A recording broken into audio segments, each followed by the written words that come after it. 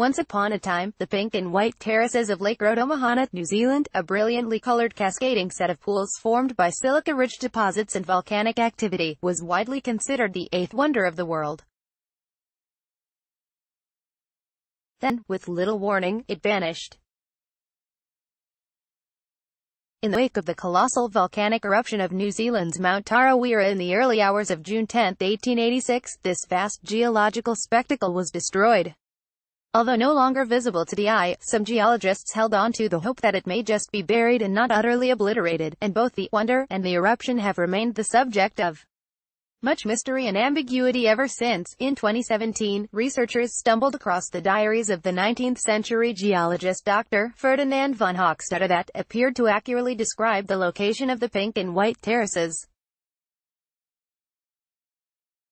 Once again, hopes were high that this could lead to scientists rediscovering the rocky delight.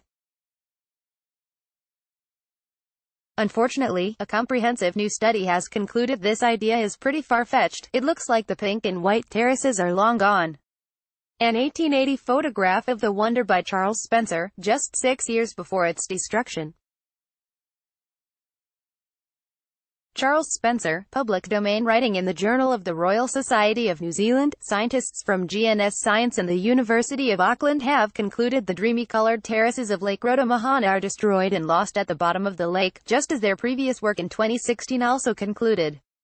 After recent research based on historic maps posited the theory that the terraces could have been buried on land by the lake, they decided to clear up the mystery of the vanishing wonder once and for all. We've re-examined all of our findings from several years ago and have concluded that it is untenable that the terraces could be buried on land next to Lake Rotomahana, lead author Dr. Cornell Durand said in a statement.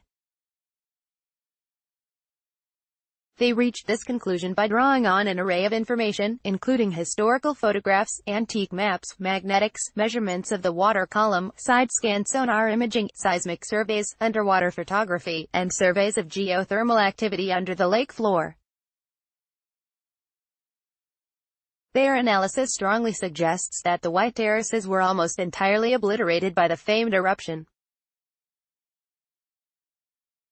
Equally, their work shows how the eruption managed to raise the level of the lake by at least 60 meters, 197 feet, and its area increased by about 5 times. This flood of water then swamped much of the surrounding area, along with remnants of the pink terraces, which now lie on the bottom of Lake Rotomahana.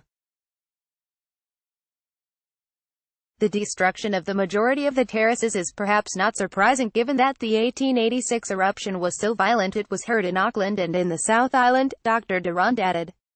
The blast left a 17-kilometer, 10-mile, long gash through Mount Tarawera and southwestwards beneath Lake